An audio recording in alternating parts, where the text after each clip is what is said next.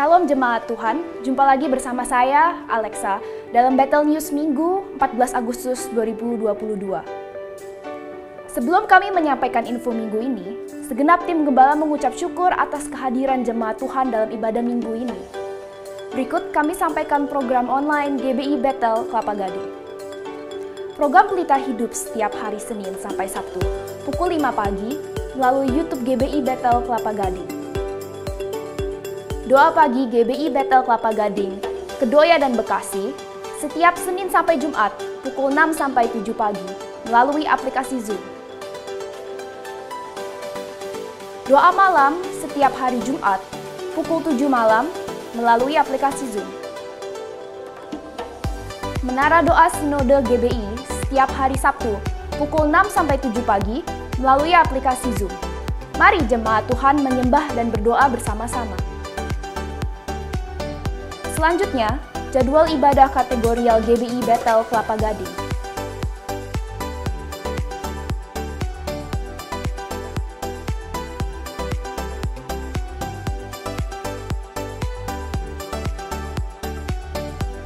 Ibadah BSM, Battle Senior Ministry, setiap hari Kamis ke-2 dan 4 tiap bulannya, pukul 10.30 pagi, melalui aplikasi Zoom. Ibadah onsite gabungan Battle Youth dan Battle Teens diadakan tiap minggu pertama dan ketiga, setiap bulannya, pada hari Sabtu pukul 5 sore. Mari anak-anak muda bergabung dalam ibadah ini, dan kita akan mengalami Tuhan bersama-sama. Ibadah Battle Kids, setiap hari Minggu melalui YouTube channel GBI Battle. Ibadah Raya Onsite GBI Battle Kelapa Gading, 21 Agustus 2022, ibadah pukul 7.30 dan 10 pagi dilayani oleh Pendeta Joko Prihanto dengan tema Seni Bekerja Sama. Mari bertumbuh bersama dalam BCOM, Battle Community. Kita dapat saling membangun, menguatkan, dan merasakan lawatan Tuhan. Untuk itu, kami mengundang seluruh jemaat untuk bergabung bersama di dalam BCOM GBI Battle Kelapa Gading. Bagi jemaat yang belum bergabung ke dalam BCOM, silakan hubungi nomor WhatsApp Bapak Perlindungan di 0817 8765 187 atau Bapak David Kristanto di 0812 9877 7837.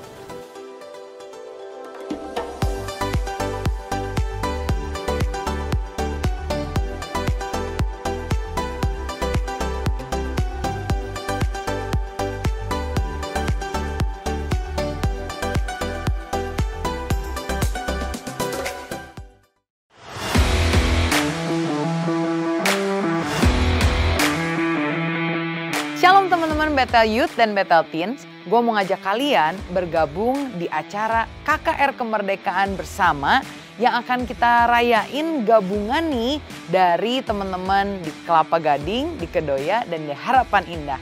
Kapan waktunya? Catat ya, tanggal 21 Agustus jam 5 sore hanya di GBI Kelapa Gading. Cannot wait to see you dan pastiin kalian hadir, kita rasakan hadirat Tuhan bersama-sama. God bless you. Ditunggu kehadirannya. Bersama kami, see you.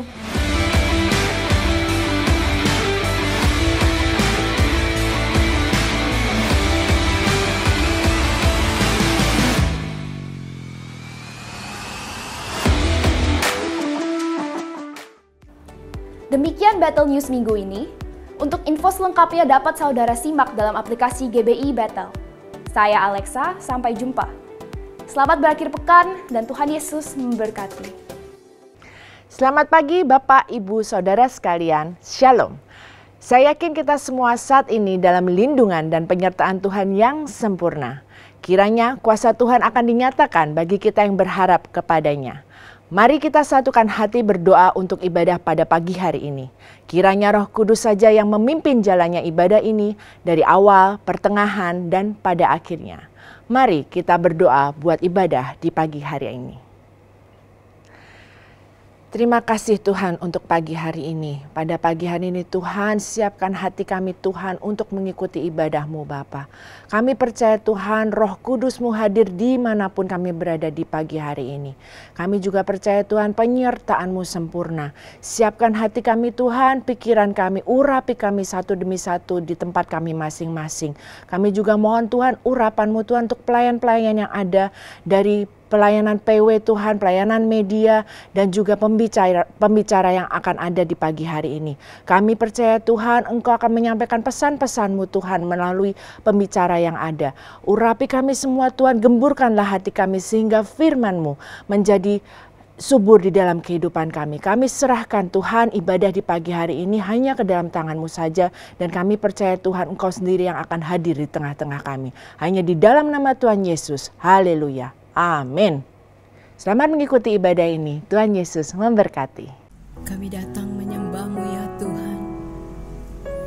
Kami datang dengan kerinduan hati ya Bapa, untuk menyembah-Mu dalam roh dan kebenaran.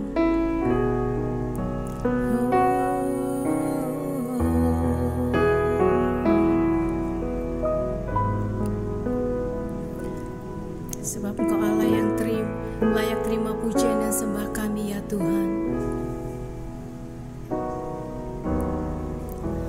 Kerinduanku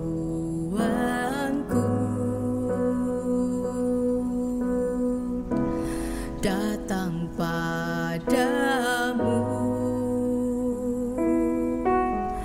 Allah mulia mawar Syaron, ku cinta.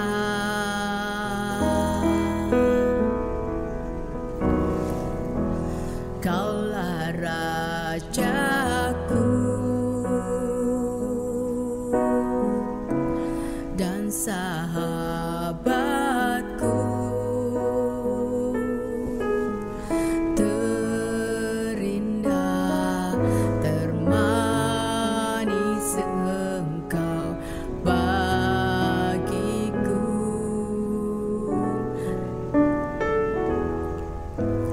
Ku sembah Kau dalam roh dan kebenaran.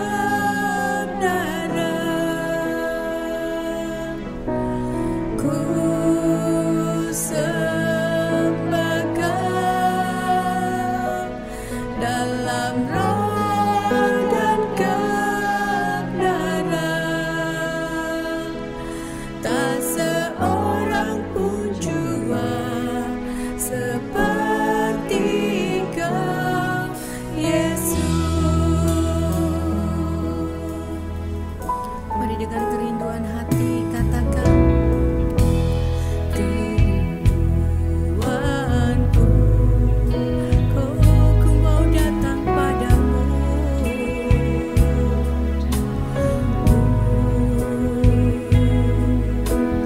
Allah mulia mawar Syaron, ku cinta. Kaulah Raja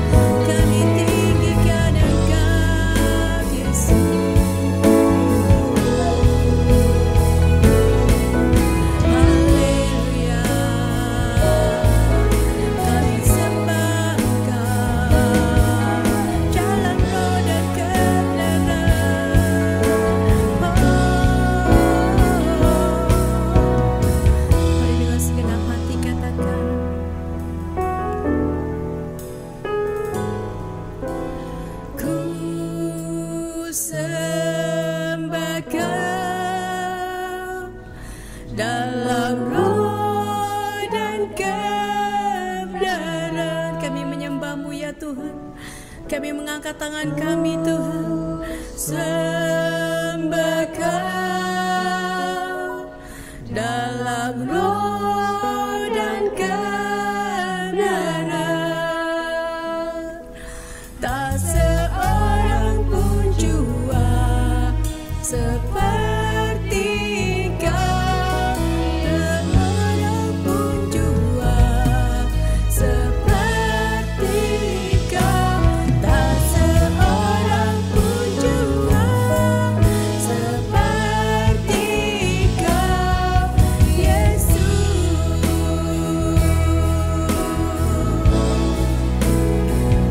Kau Allah yang besar, ajaib dan mulia.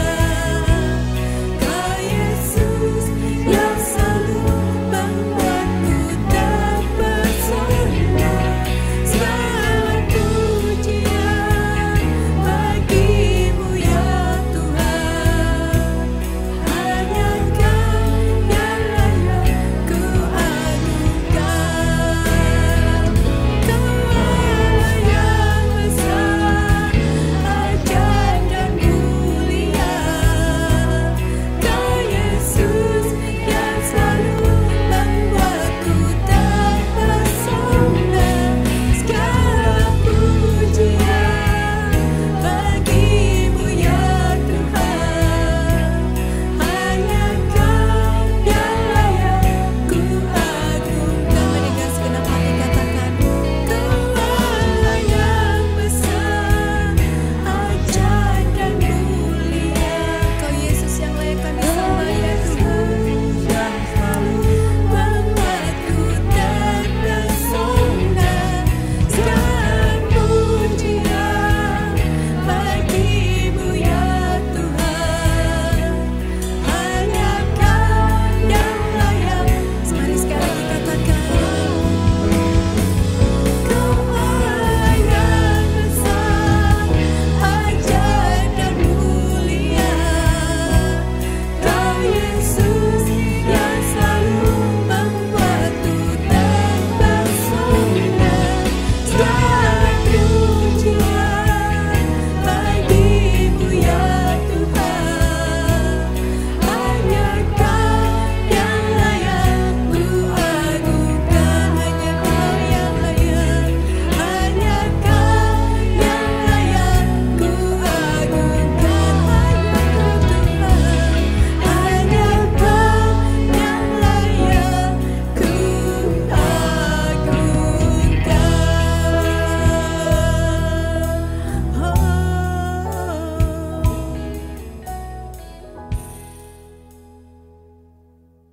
Haleluya.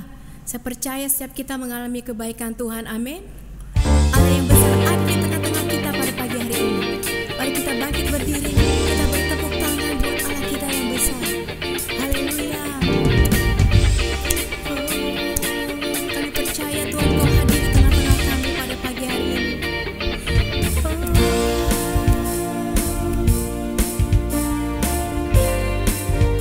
Engkau pahlawan yang memberi kemenangan bagi setiap kami Tuhan.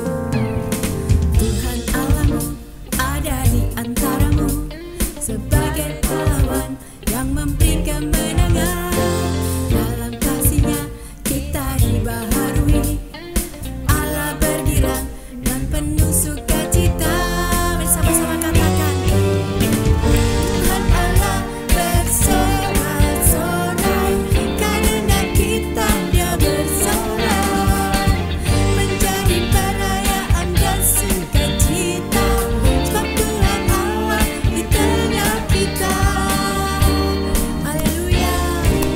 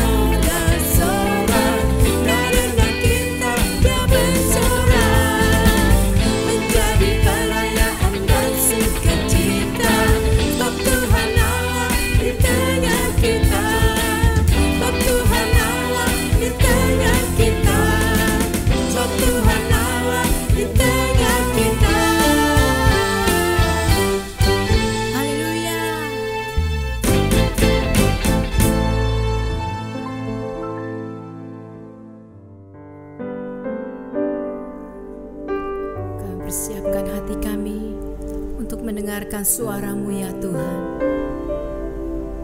Hanya dekat dengan-Mu Tuhan membuat kami tenang Bapa. Kami datang untuk menyembah-Mu Yesus Tuhan. Engkau tak pernah meninggalkan kami Tuhan.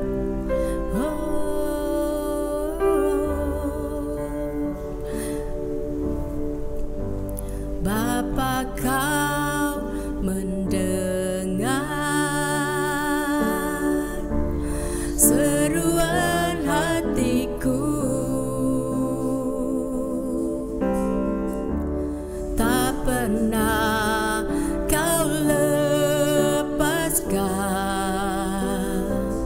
dari kasih-Mu. Lewat lembah gelap, Kau temani aku. Roh-Mu bekerja selalu untuk kebaikanku. Mari sama-sama katakan. Mengalir kuasa dari tempat maha tinggi, Bapa kekal mulia, Kau hadir di sini, memulihkan hati, menyembuhkan yang terluka. Ku kan tenang bersama-Mu Bapa. Mari dengan segenap hati nyanyikan lagu ini.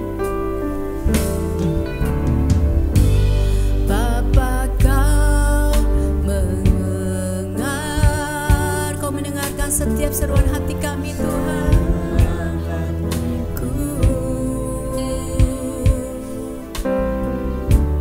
Tak pernah Kau lepaskan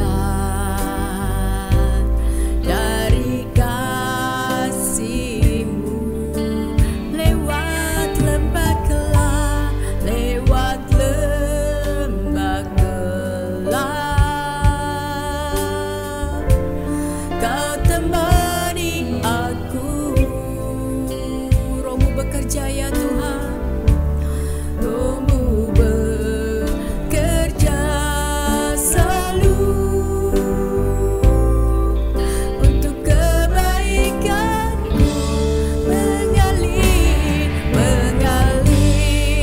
kuasa dari tempat maha tinggi, Bapa kekal mulia, Kau hadir di sini, memulihkan hati, menyembuhkan yang terluka.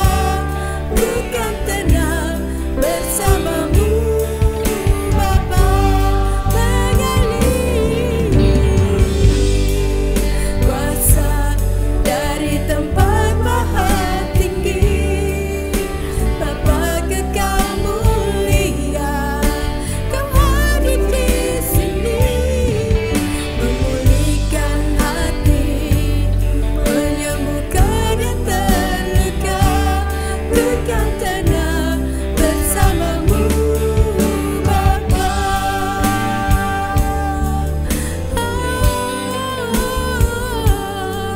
Mengalirlah kuasa Roh Kudus dari tempat maha tinggi. Lawan setiap kami. Terima kasih Tuhan.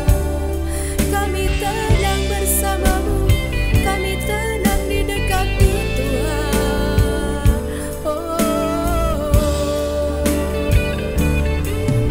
Mengalir kuasa dari tempat maha tinggi, Bapa kekal mulia.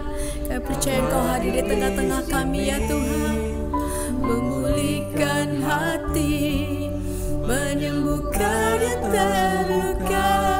Ku kan tenang bersama-Mu. Sekali lagi dengan segenap hati katakan. Mengalir kuasa dari tempat maha tinggi. Bapa kekal mulia, Kau hadir di sini. Kau memulihkan setiap hati Tuhan, menyembuhkan yang terluka. Ku kan tenang bersamamu. Mari sekali lagi katakan, mengalir kuasa dari tempat maha tinggi. Bapa kekal mulia, Kau hadir di sini, memulihkan hati, menyembuhkan yang terluka. Ku kan tenang bersamamu, Bapa. Ku kan tenang bersamamu, Bapa. Ku kan tenang bersamamu, Bapa.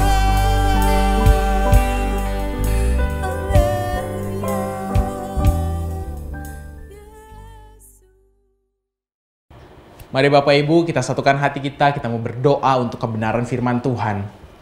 Bapak, kami bersyukur buat kasih setia Tuhan, buat kebaikan Tuhan. Kami bisa terus memuji, menyembah Engkau Tuhan. Biarlah setiap pujian, penyembahan kami menjadi dupa yang harum bagi Engkau Tuhan.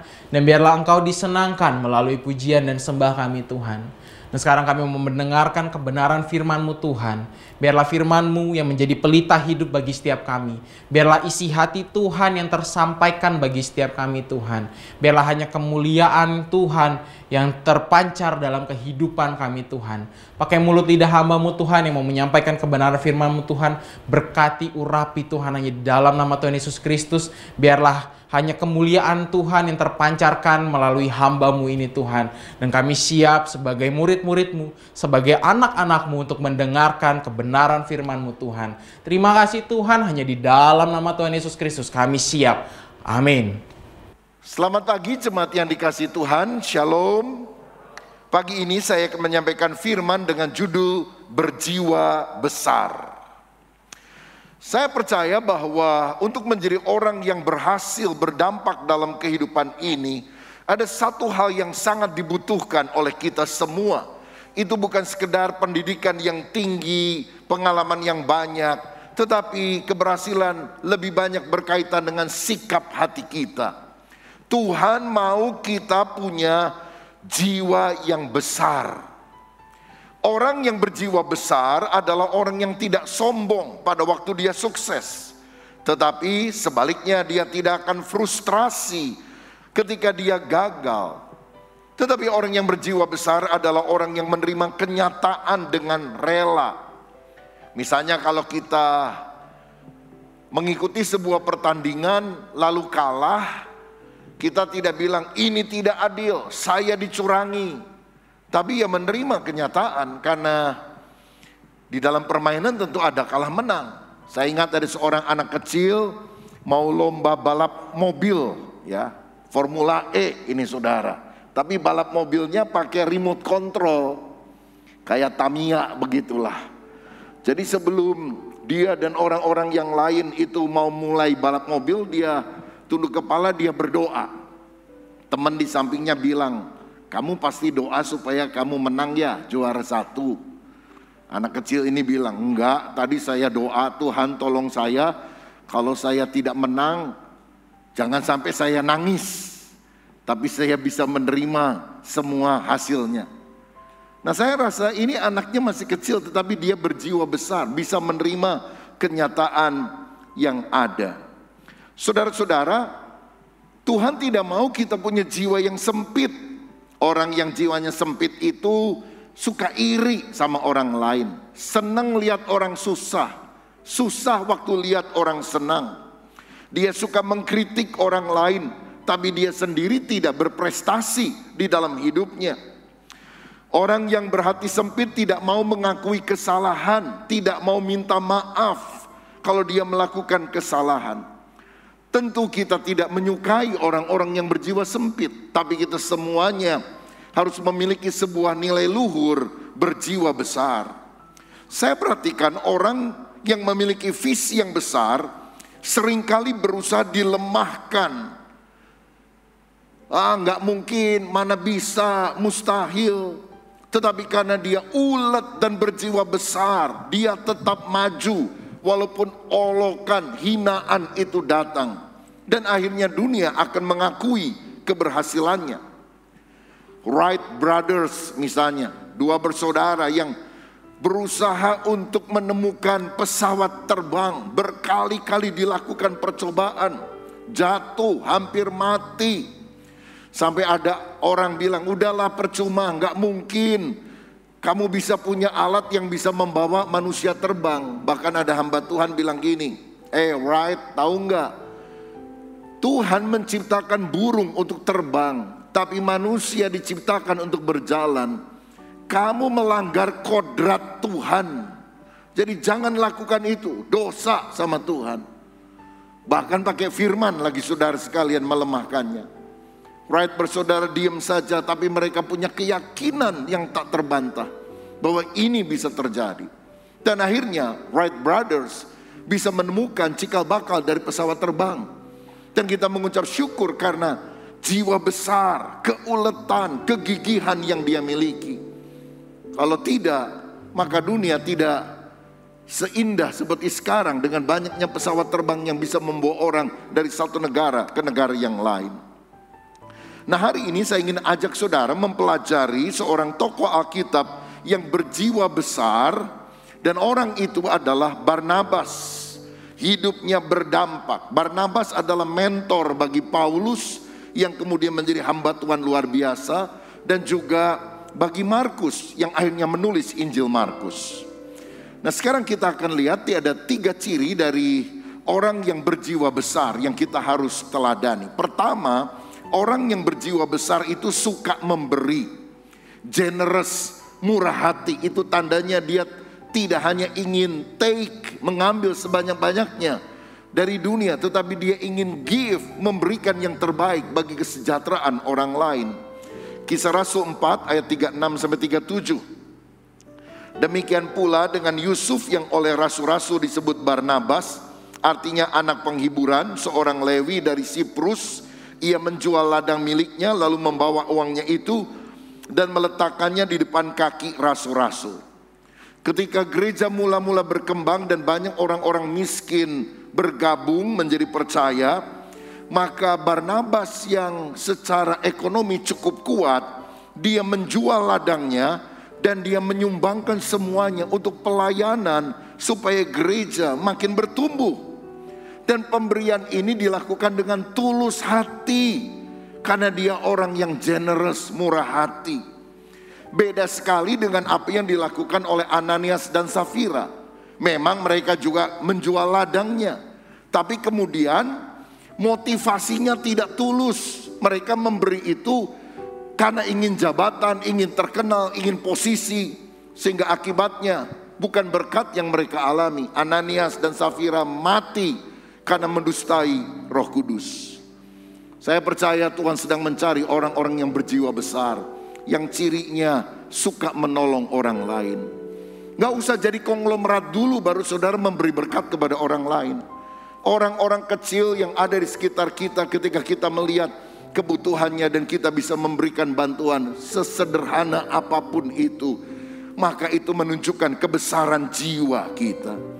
Dan Alkitab mengajarkan bahwa orang yang hidupnya jadi berkat bagi banyak orang melalui kemurahan hati, dia akan diberkati oleh Tuhan. Karena kita yang menabur kebajikan, kita juga akan menuai kebajikan. Matius 5 ayat 7 berkata, berbahagialah orang yang murah hati, karena mereka akan beroleh kemurahan. Kalau kita suka memberi, Tuhan melihat dan mencurahkan berkat yang luar biasa bagi anak-anaknya. Siapa yang percaya, berikan tepuk tangan yang meriah untuk kemuliaan Tuhan.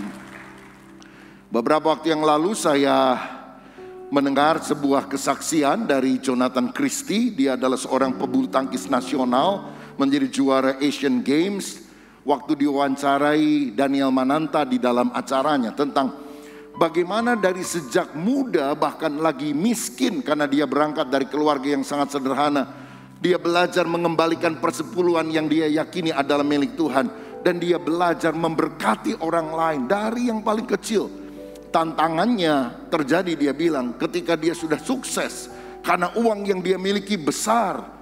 Bagaimana dia mengatasi itu sehingga dia tetap memiliki hati yang berkemurahan, sehingga Tuhan terus mencurahkan berkat supaya dia menjadi penyalur berkat. Mari kita lihat klip berikut ini. Satu yang aku tahu, ketika kita memberi, kita tuh nggak akan kekurangan gitu loh. Dan itu selalu aku tanamin bahkan sampai sekarang. Justru kalau dulu tantangannya nggak terlalu berat karena prize money-nya belum terlalu besar. Sekarang yang lebih lagi. Dan satu itu kata-kata pelatih yang gak pernah lupa dari Coach Henry. Ketika dulu kamu dapat prize money 1 juta. Kamu nyumbangin 100.000 per puluhan. 10% soalnya. Sekarang kamu 1 miliar. Kamu harus nyumbangin 100 juta. 100 juta. Kamu ikhlas gak? Kalau kamu gak ikhlas, kamu mending minta sama Tuhan gaji kamu 1 juta lagi. Mau gak? Ya. Gitu kan? Ya kita ngeliat, ya gue ngasih 100.000 sama 100 juta. Ya. Tapi kan sebetulnya yang kamu dapat tuh lebih banyak gitu loh. Ya. Dan ketika kamu kasih ke orang yang memang butuh, itu tuh pasti akan diganti sama Tuhan. Berkali-kali lipat bahkan. Yang kita gak sadar duitnya tuh tiba-tiba ada aja gitu loh. Bener.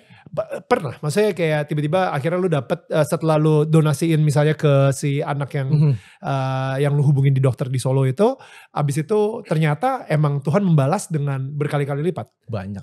Sering. Dan itu selalu. Itu bukannya apa ya. Istilahnya tuh mungkin terjamin lah gitu loh. Ketika memberi, dikasihnya itu banyak banget. Contohnya mungkin waktu Asian Games. Oke. Asian Games, jadi waktu itu kita dikasih bonus 1,8 miliar. Atlet yang peraih emas. Berarti lu harus ngasih 180 juta. No. Waktu itu aku udah niatan 50% dari itu. Duit 900 juta. Okay. 900 juta. Dan itu aku gak mikir, oh gue harus potong pajak dulu. Apa segala macam itu tuh gak ada pikiran sama sekali. Gak lu pikirin, oke. Yang penting gue bisa apa istilahnya kan bernazar ketika itu ke Tuhan, kalau memang ini kesempatan aku untuk juara Asian Games, aku pengen kasih donasi ini 50% dari bonus ini. Wow. Saudara sekalian, untuk menjadi seorang pelaku firman juga dalam soal kemurahan hati, gak harus jadi pendeta dulu. Jonathan Christie seorang artis pebulu tangkis, dan dia mengembalikan persepuluhan yang ada. Bahkan ketika dia menjadi juara Asian Games, sebelumnya dia sudah bernasar 50% dari hadiah pertama aku berikan untuk menopang banyak orang. Dan ketika dia mendapatkan hal itu, orang mungkin pikir bodoh banget. Kamu yang capek, kamu yang latihan, orang lain yang menerima manfaatnya.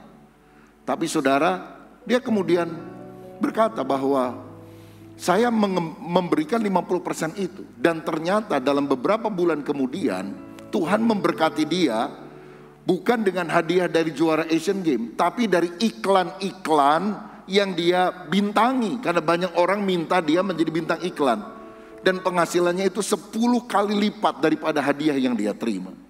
Saya percaya Tuhan tidak pernah ingkar janji. Ketika kita belajar menabur kepada Tuhan, pekerjaannya, orang-orang miskin, selalu ada berkat yang tersedia karena Tuhan ingin menyalurkan melalui kita, anak-anaknya. Siapa yang percaya, berikan tepuk tangan untuk Tuhan.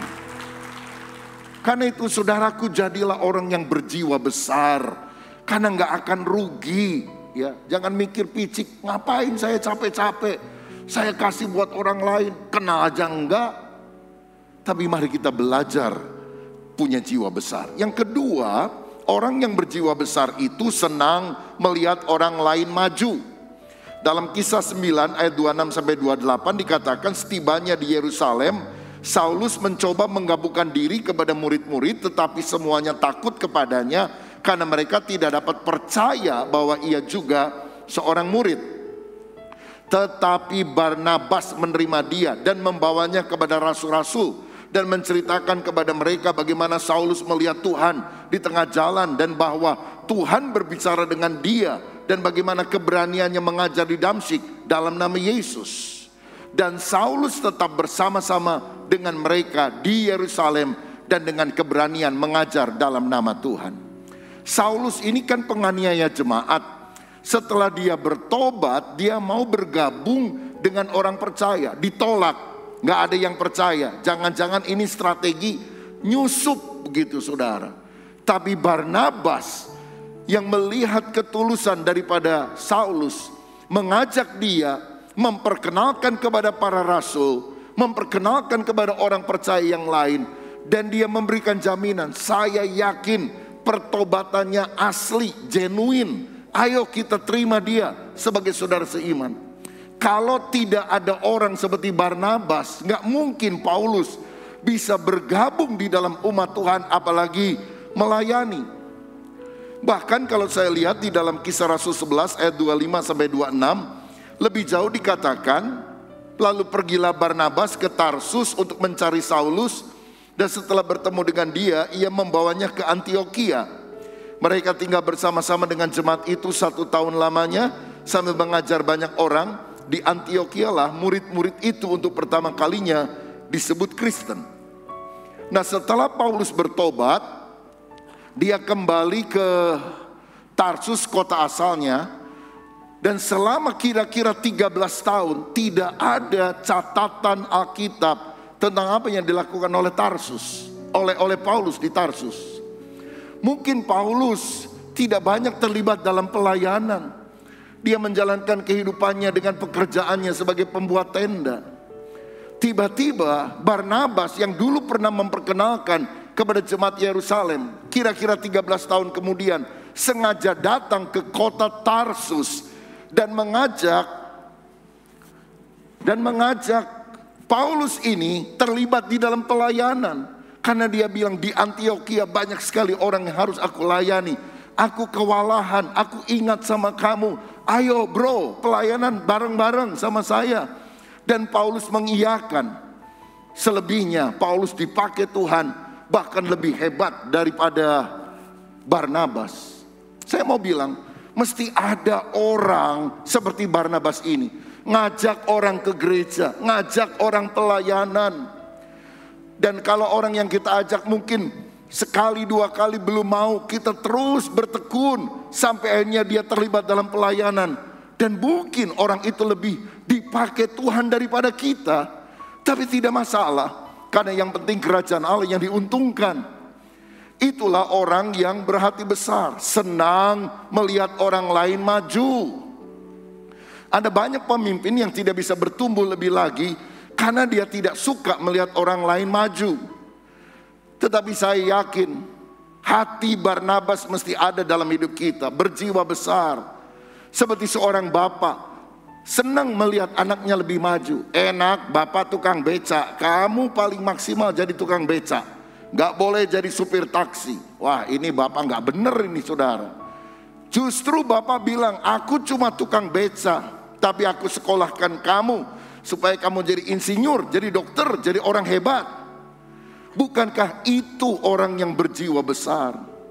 Dan yang menarik hati saya adalah ketika kemudian hari, Paulus itu kan jauh lebih terkenal daripada Barnabas. Barnabas tidak iri. Padahal Paulus itu kan dulu anak buahnya yang dia bimbing. Paulus itu diajak-ajak oleh Barnabas loh saudara. Kalau dia tidak diajak gak bisa pelayanan. Tapi kemudian Paulus lebih terkenal dan Barnabas senang akan hal itu. Dia puas menjadi orang nomor 2 dan bukan orang nomor 1. Sebab yang penting bagi dia bukan posisi, tapi fungsi, dampak kehidupan. Itu yang sangat penting untuk dimiliki. Saya mau bilang, kalau saudara bekerja di sebuah perusahaan, engkau nggak usah atau tidak harus menjadi orang nomor 1 di perusahaan itu. Orang nomor 1-nya adalah owner misalnya. Saudara bekerja di sana, mungkin engkau orang nomor 2, nomor 3, nomor 10, nomor kesekian. Tapi ketika engkau dengan masukan, pendapat, kerjamu bisa meningkatkan kapasitas perusahaan itu, bukankah saudara berdampak? Puas dengan posisi nomor 2, bahkan nomor 10 kalau perlu. Yang penting leadership adalah influence, pengaruh. Bukan posisi tapi fungsi. Pengaruh apa di dalam mungkin perusahaan yang besar, dalam pelayanan yang besar yang kita lakukan sehingga tujuan besarnya, keuntungan dalam perusahaan, atau kalau dalam pelayanan, kemajuan di dalam pelayanan, kemuliaan nama Tuhan itu ditinggikan. Aku nggak penting nomor 1, nomor 2, atau nomor sekian. Yang penting dampak kehidupan yang aku lakukan. Saudara, kita seringkali doa begini, Tuhan, bangkitkanlah Daniel, Yusuf di Indonesia ini. Dan kita suka mikir bahwa wah, mudah-mudahan ada presiden yang Kristen ya. Kalau menurut saya pola pikirnya nggak harus begitu. Karena Yusuf itu orang nomor 2 di Mesir. Yang nomor 1-nya siapa? Firaun kan. Daniel itu orang nomor 2 di Babel atau di Media Persia. Orang nomor 1-nya siapa? Raja kan, Raja Darius. Tapi pengaruh Yusuf, pengaruh daripada Daniel untuk hal yang baik itu luar biasa. Dan bukankah kepemimpinan adalah pengaruh yang positif? Indonesia presidennya nggak harus Kristen. Kita punya presiden bagus, Pak Joko Widodo. Tapi ada anak Tuhan yang mendampingi beliau. Misalnya Pak Luhut, itu orang kepercayaannya lah. Apa-apa diserahkan kepada dia. Kita tahu semuanya. Dia nggak akan jadi presiden, saudara. Tapi dia punya pengaruh yang positif. Bukankah ini adalah jawaban doa? Bahwa di Indonesia muncul orang-orang seperti Yusuf, orang-orang seperti Daniel. Saya percaya kita dipakai untuk menjadi garam dan terang dunia. Dipakai untuk berdampak bagi orang-orang di sekitar kita. Siapa yang setuju hal itu, berikan kemuliaan untuk Tuhan. Jadi kalau saudara berada dalam sebuah perusahaan misalnya, dorong orang-orang di atas saudara untuk maju terus. Dan saudara menjadi orang nomor 2, nomor 3, nomor 5, nomor 10, nggak apa-apa. Tapi kehadiran kita sungguh menjadi berkat. Itulah orang yang benar-benar berjiwa besar. Yang terakhir, yang ketiga, Barnabas adalah orang yang punya ciri sabar dan memberi kesempatan orang untuk berubah. Dan itulah ciri dari orang yang berjiwa besar. Kisah Rasul 15 ayat 7-39. Barnabas ingin membawa juga Yohanes yang disebut Markus, tetapi Paulus dengan tegas berkata bahwa tidak baik membawa seorang yang telah meninggalkan mereka di Pamfilia dan tidak mau turut bekerja sama dengan mereka. Hal itu menimbulkan perselisihan yang tajam sehingga mereka berpisah, dan Barnabas membawa Markus juga sertanya berlayar ke Siprus. Satu kali Barnabas yang mengajak Paulus mengajak juga ponakan Barnabas namanya Markus yang masih muda, pelayanan. Tapi ternyata pelayanan rupanya banyak tantangan, gak tahan. Markus ini anak mami, pulang ke Yerusalem, meninggalkan mereka di Pamfilia.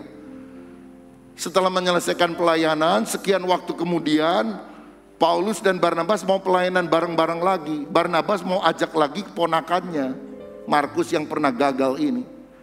Marahlah Paulus, ngapain orang model gitu ninggalin kita di pelayanan, dipakai lagi, udah saya nggak mau.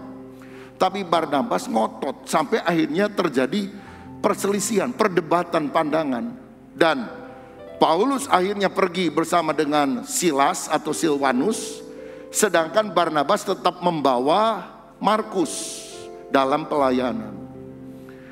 Saudara-saudara, satu orang seperti Paulus itu target oriented. Sedangkan orang seperti Barnabas itu people oriented. Jadi orang bisa salah, tapi kita harus memberikan kesempatan untuk dia maju terus. Dan akhirnya sikap Barnabas ini luar biasa. Markus jadi juga pelayan Tuhan. Bahkan Markus inilah yang menulis Injil Markus. Kalau Markus ini meninggalkan pelayanan lalu nggak ada yang merangkul, bisa murtad tuh saudara sekalian. Apalagi dia bentroknya sama Paulus, rasul besar. Tapi akhirnya Markus pelayanan lagi, bahkan dia menulis Injil Markus. Oh, punya dampak besar bahkan bagi kita. Nah, yang luar biasa, bahkan di kemudian hari Rasul Paulus merindukan pelayanan Markus yang sudah berubah itu. Pada masa tua menjelang akhir hidup Paulus, dia berkata begini dalam 2 Timotius 4 ayat 11. Hanya Lukas yang tinggal dengan aku. Jemputlah siapa? Markus. dan bawalah ia kemari karena pelayanannya penting bagiku. Orang yang gagal, seorang pecundang, ketika diberi kesempatan menjadi seorang pelayan yang excellent, sehingga Paulus mengakui, benar juga ya, saya waktu itu emosi dan saya tidak mau ngajak dia. Ternyata jadi hamba Tuhan yang luar biasa. Oh, mungkin dulu aku kurang matang, kurang dewasa rohani. Udah, Markus, ayo pelayanan sama-sama aku. Ada rekonsiliasi yang luar biasa. Saudara-saudara, inilah ciri orang yang berjiwa besar, sabar dan memberi kesempatan untuk orang yang salah berubah. Apakah pasangan saudara pernah mengecewakan engkau? Apakah anakmu pernah melukai hati saudara? Dan rasanya kita sulit memaafkan. Orang yang berjiwa besar memberi second chance, kesempatan kedua. Seperti Petrus yang pernah menyangkal Yesus Kristus dikembalikan di dalam pelayanan. Gembalakanlah domba-dombaku. Dan Petrus menjadi seorang pengkhotbah yang luar biasa karena ada kesempatan kedua yang Tuhan berikan kepada dia. Saya tidak bilang kalau saudara punya pacar lalu udah putus, beri dia kesempatan kedua untuk balik. Ini masalahnya lain. Kalau suami selingkuh lalu istri mau menceraikan, tapi kemudian hatimu dijamah Tuhan membuat dia balik kembali, memberikan kesempatan kedua, itu baik. Tapi kalau lagi pacaran belum ada status pernikahan, mungkin waktu saudara putus itu memang bukan kehendak Tuhan untuk saudara. Tapi beri kesempatan kedua bagi dirimu, nggak menutup diri. Aduh, kok begini ya? Udah seumur hidup saya nggak usah kawin. Nah, itu yang salah. Berikan kesempatan dirimu untuk gagal dan mulai menjalin relasi kembali yang lebih baik dengan orang lain, karena mungkin Tuhan punya rencana yang lebih baik dalam hidup saudara. Saya percaya sebagai umat Kristen kita juga diajar untuk mengampuni dan memberikan kesempatan bagi orang yang mau bertobat. Kemarin saya mendengar wawancara dari Deddy Corbuzier kepada Ustadz Yahya Walloni yang 5 bulan masuk penjara karena penistaan agama Kristen ya, menjelek-jelekan agama Kristen. Dan kemudian dia menyatakan beberapa hal yang membuat dia berubah.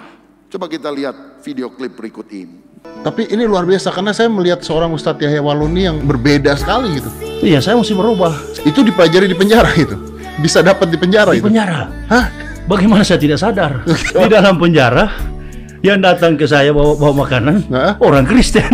Orang Kristen itu yang datang bawa bikin baju saya, cuci baju saya. Orang Flores, orang Timur. Dan tidak ribut tuh? Tidak ribut. Nah, pada saat Ustadz dulu melakukan hal seperti itu tuh apa yang dipikirin tuh Ustadz? Nggak kepikiran sama sekali?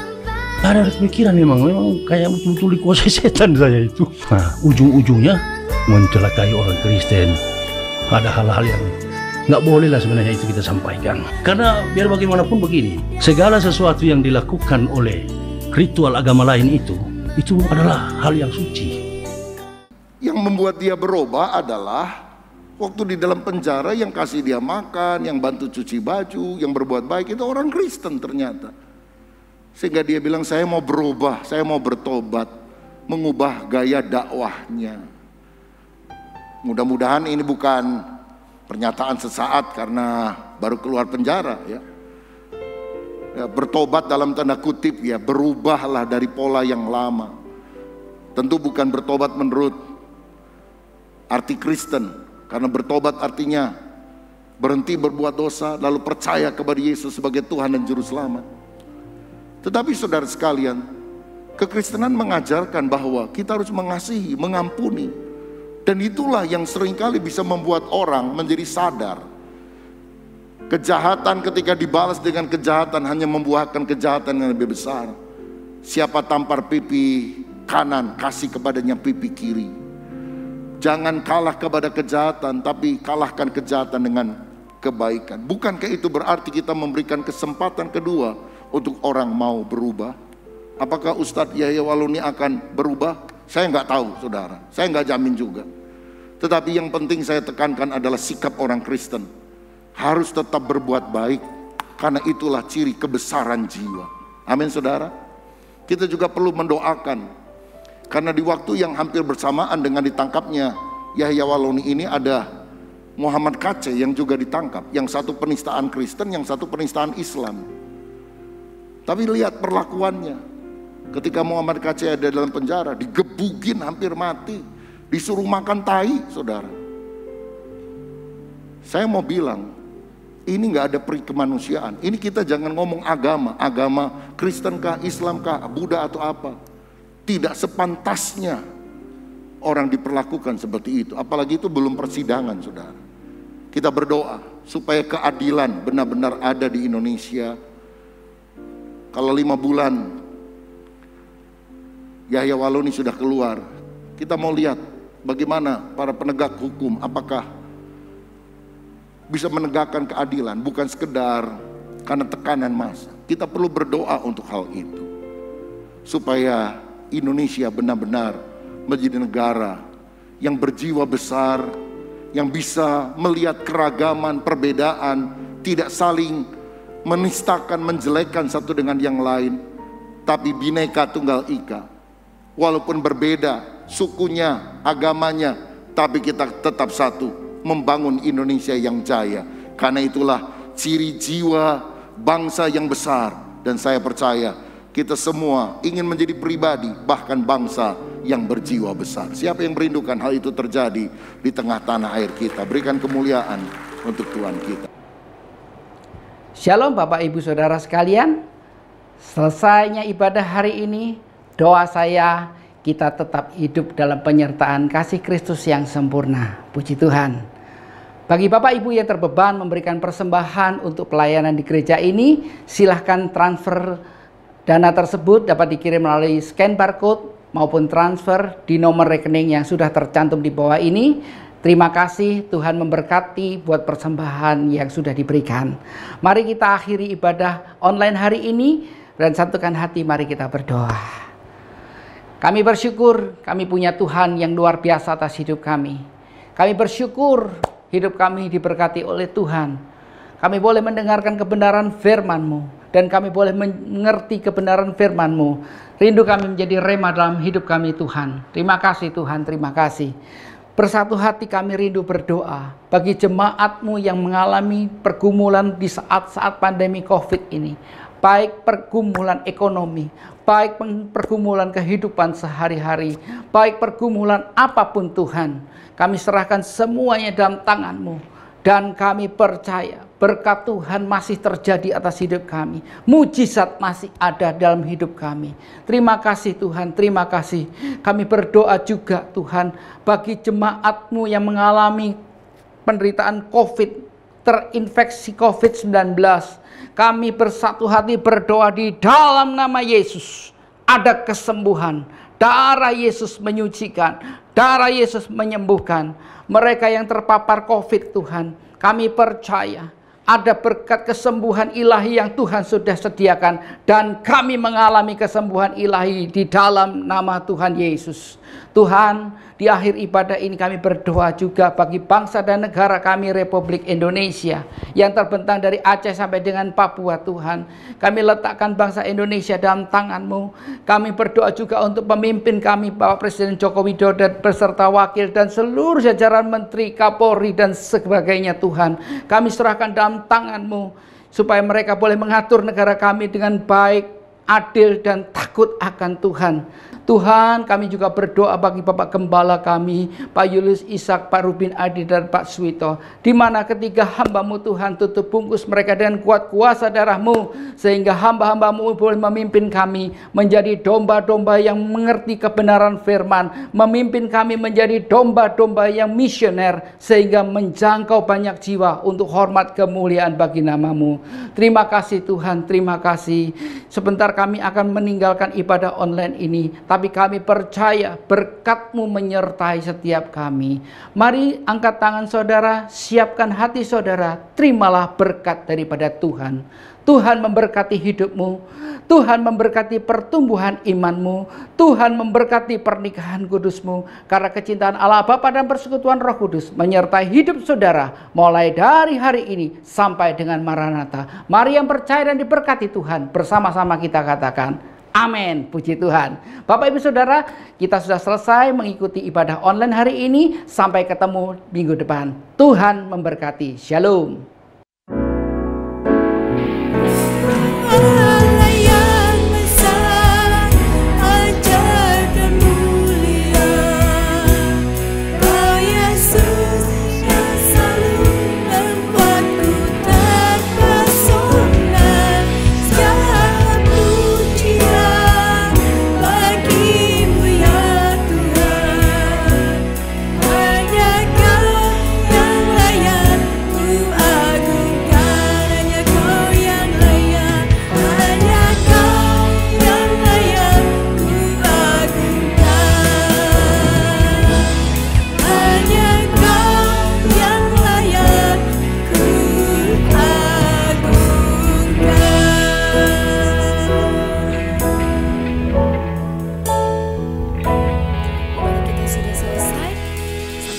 Kembali minggu depan, Tuhan Yesus memberkati. Shalom.